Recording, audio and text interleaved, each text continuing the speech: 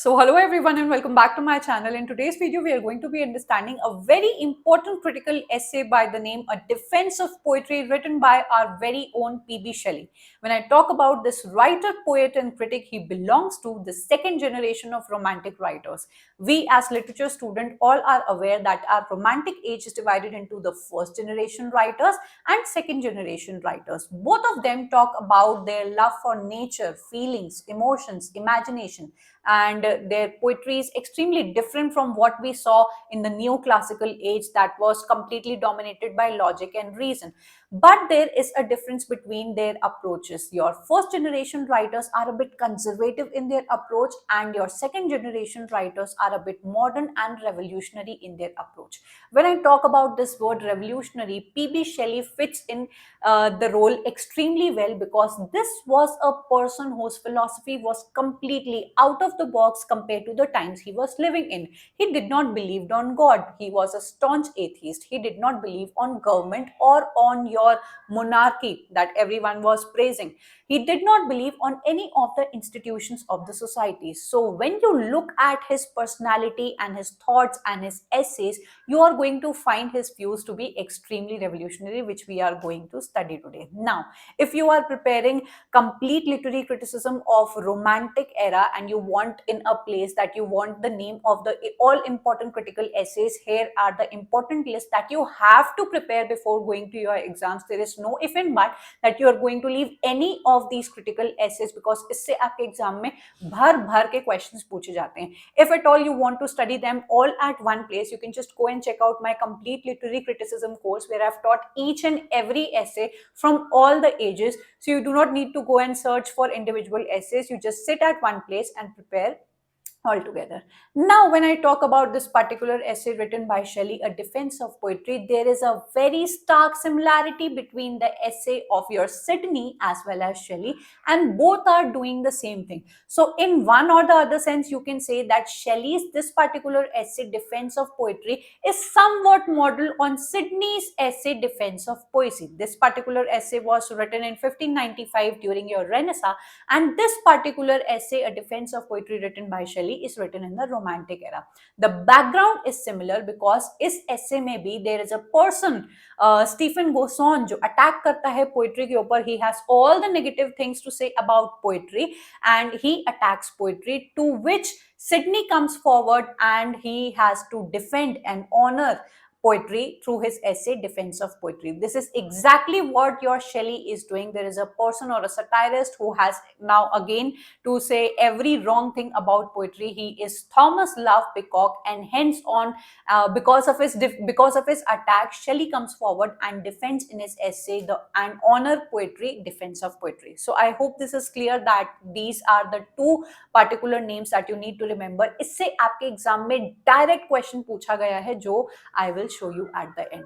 Shelley's most significant critical work, A Defense of Poetry, articulates his belief in the transformative power of poetry. Whenever you will start preparing for romantic literary criticism, you are going to see this particular thought as a common thought in all of the romantic critical essays. Your Wordsworth also believes the same. Your Coleridge believes the same. Shelley and Keats, they all believe in the transformative power of your poetry, that poetry is not something to be just read, and it is not just meant for entertainment, but it can transform your morals, it can give you virtues, and it can really open up your mind and your imagination.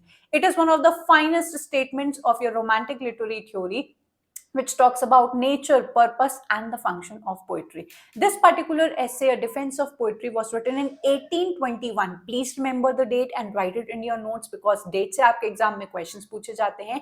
And as I already told you, this particular essay comes as a response to Thomas Love Peacock's essay, The Four Ages of Poetry, 1820. Now, there is one important thing that I wanted to tell you, कि usually what we do is कि जो defend करने वाले essay होते हैं, उस पे तो हम लोग बहुत ज़्यादा ध्यान देते हैं and we usually tend to ignore the essays of the attackers. तो आपके एग्जाम में UGC NET has gone just one step forward and उनको पता है कि बच्चे अब ये तो जरूर से पढ़ के आएंगे, so now they have started asking you questions from the attackers essay as well. तो स्टीफन बोसॉन के भी 2-3 वर्क्स है which I have taught you, उनको जरूर से पढ़िए। एंड थॉमस लव पिकॉक का भी ये जो पर्टिकुलर एसे है the 4 ages of poetry written in 1820, उनको भी आपको जरूर से पढ़ना है।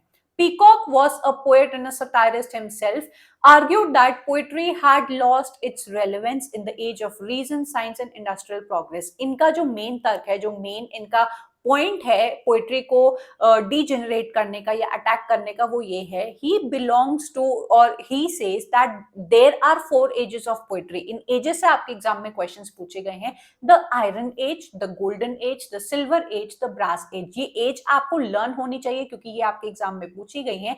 These are the 4 ages which are demarcated by your Thomas Love Peacock and इन एजेस के थ्रू ये बताने की कोशिश कर रहे हैं कि आजकल की जो करंट कंटेम्प्रेरी रोमांटिक पोएट्री है वो सबसे ऑब्सोलीट काइंड ऑफ पोएट्री है, अपना रेलेवेंस खो चुकी है and this is just a copy paste kind of poetry. जबकि अगर आप अपने पोएट्री की पूरी हिस्ट्री देखोगे तो romantic poetry has a place of its own, it stands on a very high pedestal। I don't know इन्होंने क्या देखा थॉमस लव पिकॉक ने एंड रोमांटिक पोएट्री को इन्होंने अटैक किया है एंड कहा है कि इस ये बिल्कुल ही बेकार टाइप की पोएट्री है, ऑब्सोलीट हो चुकी है एंड कुछ भी अब इसमें नया नहीं बचा है।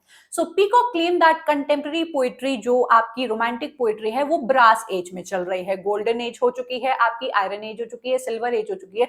अब जो इनकी पोएट्री इनको रोमांटिक एरा में देखने को पढ़ने को मिल रही है वो सबसे बेकार टाइप की पोएट्री है। It is weak, it is imitative, copy paste है एंड अननेसेसरी है कि इस पोएट्री की हमें कोई नीड नहीं है। पीकॉक सजेस्ट करते हैं that poetry was becoming obsolete and was becoming replaced by the practical advancement and modern civilisations.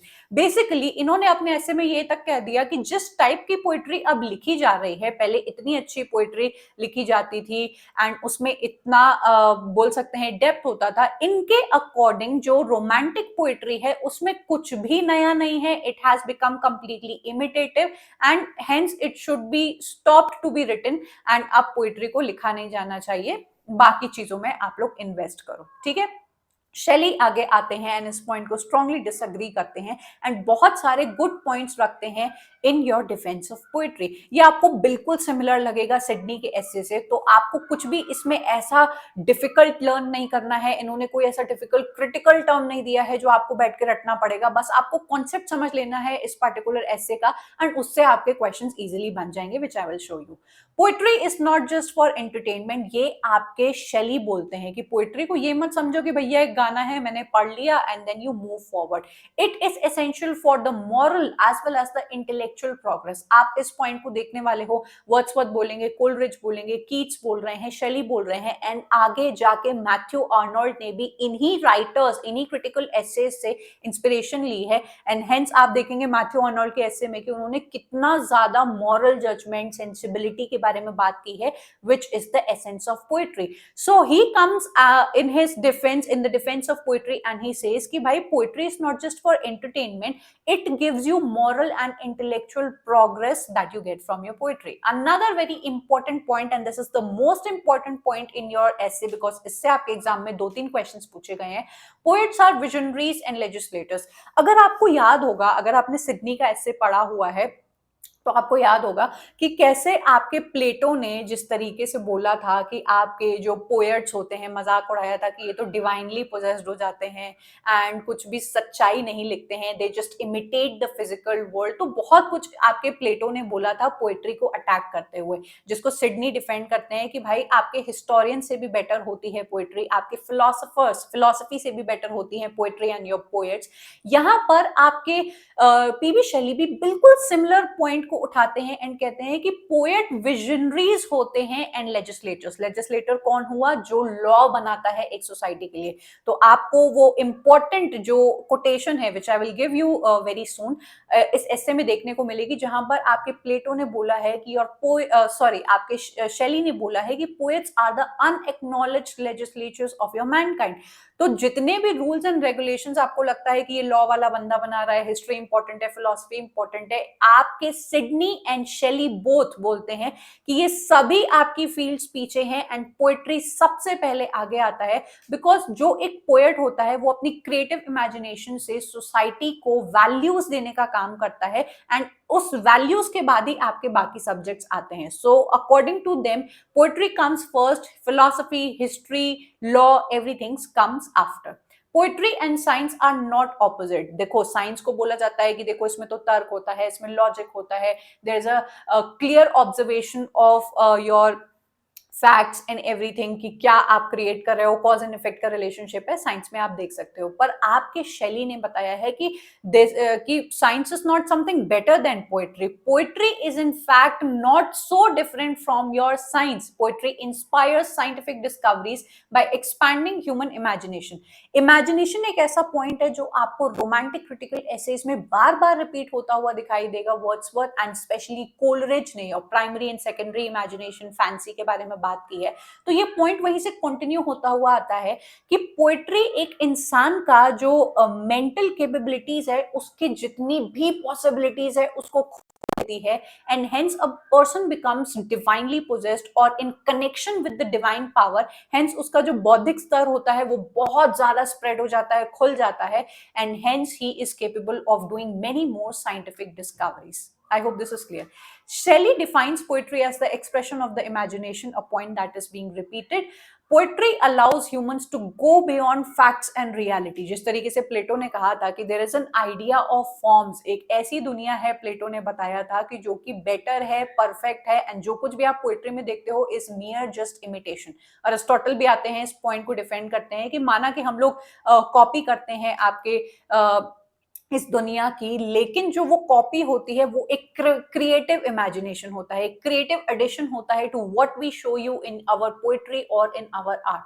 Similarly poetry आपके शैली के अकॉर्डिंग अलाउ करती है ह्यूमंस को to go beyond mere facts that is being given by your history and the reality that is being stated by the philosophy. वो आपको एक ऐसी दुनिया क्रिएट करके देती है which is completely different and it has a very high status in comparison to other subjects. Shelley famously calls all poets the unacknowledged legislatures of the world or of your mankind. ये point आपके exam में exactly पूछा गया है तो इसको अपने notes में लिख लेना, रट लेना कि ये पॉइंट आपके शैली ने बोला है, ये आपके लिए इजी रहेगा. Poetry makes people more virtuous by fostering empathy and deep emotions. अब चीजें आपके लिए रिपीट होंगी. अगर आपके शैली पोएट्री को डिफेंड कर रहे हैं तो वो बहुत सारी ऐसी चीजें बोलेंगे आपके पोएट्री के बारे में अच्छा ही बोलेंगे कि ये वर्चुअस बनाती है इंसान को, इमेजिनेशन देती है, क्रिएटिविटी देती है, डीप इमोशंस पैदा करती है एक इंसान के अंदर. तो there is everything positive that he has to say. Poetry has always been the foundation of civilisation. Now this is a very important point and आप इस चीज को फैक्चुअली देख भी सकते हो जो इन्होंने बोली है. The first societies express their history, myths and values through poetry. आप सबसे पहले लिटरेचर में जाओगे तो आपको पोएट्री का ही यूज होता हुआ सबसे पहले दिखाई देगा. जो प्रोज हैं एंड बाकी जॉनरास हैं हमारे लिटरेचर के अंदर वो बहुत बाद में आए थे, क्योंकि ओरल ट्रेडिशन चलता था तो आपके कपलेट्स के थ्रू एंड आपके क्वार्टरिन्स के थ्रू बहुत सारी पोएट्रीज हिस्ट्री में भी लिखी गई हैं, मिथ में लिखी गई हैं, हमारी जितनी पौराणिक कथाएं हैं वो भी एक पोएट्री एंड एक रिदमिक फॉर्म में लिखी गई है. हेंस इन्होंने एक पॉइंट बहुत ही अच्छा बोला है कि whenever you look at the every first society, इन लोगों ने सबसे पहले पोएट्री को ही लिखना स्टार्ट किया है and prose, history, philosophy comes later. All great philosophical and religious traditions have poetic elements. Poetry adapts to every single age. ये वाला जो पॉइंट है वो थॉमस लव पिकॉक के अटैक के ऊपर बिल्कुल फिट बैठता है, क्योंकि वो इस एज को ब्रास एज बोलते हैं एंड कहते हैं कि अब तो आपकी पोएट्री बिल्कुल ऑब्सोलीट हो गई है एंड अब उसको हट जाना चाहिए. लेकिन आपके शैली कहते हैं कि पोएट्री इज जॉनरा जो हर एज को अडेप्ट करता है, उसकी कोई ऐसी एक्सपायरी डेट नहीं आती है. A defense of poetry is one of the greatest manifestos of romanticism. ये आपको ऑलरेडी पता होगा. जितने मैंने क्रिटिकल एसेज आपको स्टार्टिंग में दिखाए उनके साथ साथ इस पर्टिकुलर एसे का भी अपना एक बहुत बहुत अच्छा इंपॉर्टेंस है रोमांटिक लिटरेरी क्रिटिसिज्म में। ये रिजेक्ट करता है the idea that poetry is useless, बिल्कुल इस बात को रिजेक्ट किया है एंड डिफेंड करते हुए दिखाया है कि किस तरीके से पोएट्री आपकी मॉरल एंड इंटेलेक्चुअल प्रोग्रेस को आगे बढ़ाती है। इस पर्टिकुलर एसे ने स्पेशली आपके Matthew Arnold and T S. Eliot and आगे आने वाले लिटरेरी क्रिटिक्स को भी बहुत इंस्पायर किया था to talk about the utilitarian approach of poetry, जो आपको मैथ्यू अर्नोल्ड की क्रिटिकल एसेज में देखने को मिल जाएगा। नाउ ये कुछ इंपॉर्टेंट कोटेशंस हैं, इसको अच्छे से एक बार देख लो, चाहो तो स्क्रीनशॉट ले लो। Poets are the unacknowledged legislators of the world, ये आपके एग्जाम में पूछा गया है। Poetry is the record of the best and the happiest moments of the happiest and the best minds, ये भी पूछा गया था एक एग्जाम में, not in UGC NET, I don't remember in which. Now ये जो थर्ड वाला है अगेन आपके एग्जाम में पूछा गया है। The mind is in creation is as a fading coal which some invisible influence, इसको पूरा पढ़ लेना। ये जो एनालॉजी है जहां पर एक पोएट के माइंड को एक फेडिंग कोल से कंपेयर किया है, ये किसने बताया था? ये आपके शैली ने बताया था एंड ये आपके एग्जाम में पूछा गया है। नाउ आई होप कि आपको ये ऐसे बहुत ही आसान तरीके से समझ में आया होगा। I did not bombard you with so much of information जो आपके दिमाग को बहुत ही हैवी करेगा कंज्यूम करने में। अच्छे से हम लोग ने एस्से को समझ लिया है। Now let me take you through and show you कि कैसे क्वेश्चंस इससे पूछे गए हैं। आपको ऑलरेडी अगर सब कुछ अच्छे से समझ में आ गया है, please comment me down below and give me your feedback, because आपका फीडबैक मेरे लिए बहुत वैल्यूएबल होता है। Which two of the following poets defended poetry against Plato's degeneration of poetry? कौन से ऐसे दो पोएट्स आते हैं जो कि पोएट्री को डीजेनरेट, जो प्लेटो ने किया था कि पोएट्स ऐसे होते हैं, पोएट्री इतनी बेकार होती है, कौन डिफेंड करने आता है? ये है हमारे PB Shelley and Philip Sidney. Was a very easy question जो आपको इजी लगा होगा। देन आपको लिस्ट 1 एंड लिस्ट 2 टाइप के questions criticism and literary theory से तो भर भर के देखने को मिलेंगे। पीबी शेली हमें यहाँ दिखाई देता है, हमें डिफेंस ऑफ पोएट्री दिखाई देता है। अनदर थिंग कि आपको सिडनी भी दिखाई दे रहा है, अपॉलॉजी ऑफ पोएट्री दिखाई दे रहा है, तो कंफ्यूज मत होना। फिलिप सिडनी का जो ऐसे है an apology for poetry which is also known as defence of poesy, तो आपको कंफ्यूज नहीं होना है कि गलती से आप किसी और को लगा के आ जाओ, इस बात को आप लोग याद रखिएगा। Okay, Who among the following compared the mind in creation to a fading coal? ये है हमारे शैली, the analogy that I told you. And इसके और भी बहुत सारे क्वेश्चंस है जो आप जाकर लगा सकते हैं। एंड अगर आप इसको और डिटेल में पढ़ना चाहते हो along with other romantic critical essays, तो आप इस कोर्स को जाके इजीली चेकआउट कर लीजिए। यहाँ पर आपको फ्री डेमो लेक्चर्स मिल जाएंगे, आप देखिए, परखिए, अपने आप को सेटिस्फाई करिए and then be a part of this course and start studying.